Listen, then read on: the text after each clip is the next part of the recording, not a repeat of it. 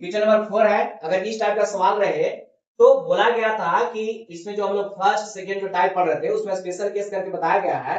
कि यहाँ पर अगर कोई मान दिया हुआ है, उसका रेसिप्रोकल दिया हुआ है, यानी कि व्युत्क्रम दिया हुआ है, तो उसका योगफल का मान कुछ रहेगा,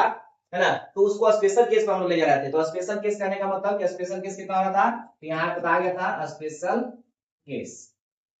इसमें बताया था कि अगर x रहेगा और इसी का रेसिप्रोकल 1/x हो जाएगा तो उसका योगफल अगर 2 के बराबर आएगा, दोनों मान सेम होना चाहिए, और इसका योगफल कितना के बराबर आएगा, 2 के बराबर, तो x बराबर कितना आया था 1, यानी कि x बराबर 1 पर यार सेटिस्फाई हो रहा है। अब अगर इसी प्रकार अगर x रहेगा, इसका रेसिप्रोकल हो गया 1/x और इसका मान -2 के बराबर आएगा,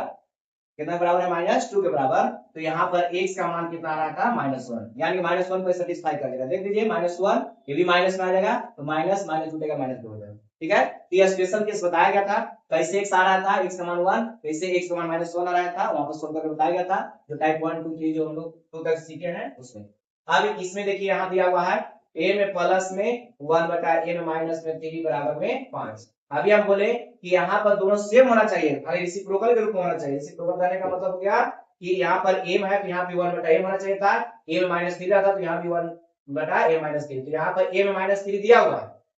इसमें तो बदलाव नहीं कर सकते, लेकिन इसमें कर सकते हैं। इसको हम लोग a में -3 बना सकते हैं, तो a में माइनस कितना बना दिया 3 और प्लस में कितना है 1/में a में -3 और बराबर कितना 5। तो अब इधर 5 नहीं रहा, क्यों 5 नहीं रहा, क्योंकि 3 इधर माइनस किए हैं अपना मन से, तो सिर्फ इधर माइनस करके छोड़ देंगे गलत हो जाएगा। इधर जब 3 माइनस किए तो इधर भी 3 माइनस करना पड़ेगा, तो 5 में से 3 घटेगा कितना बच जाएगा 2। तो देखिए जो स्पेशल केस हम लोग लिखे हैं उस पर जा रहा है, यानी कि फर्स्ट का जो है उस पर चला गया, x बराबर कितना होता है इसमें 1। बस अंतर यही है कि यहाँ पर x के जगह पर a में -3 दिया हुआ है, इसका मान कितना बराबर 1 के बराबर, तो m का मान निकालेंगे तो माइनस हो जाएगा प्लस में, तो कितना हो जाएगा 4,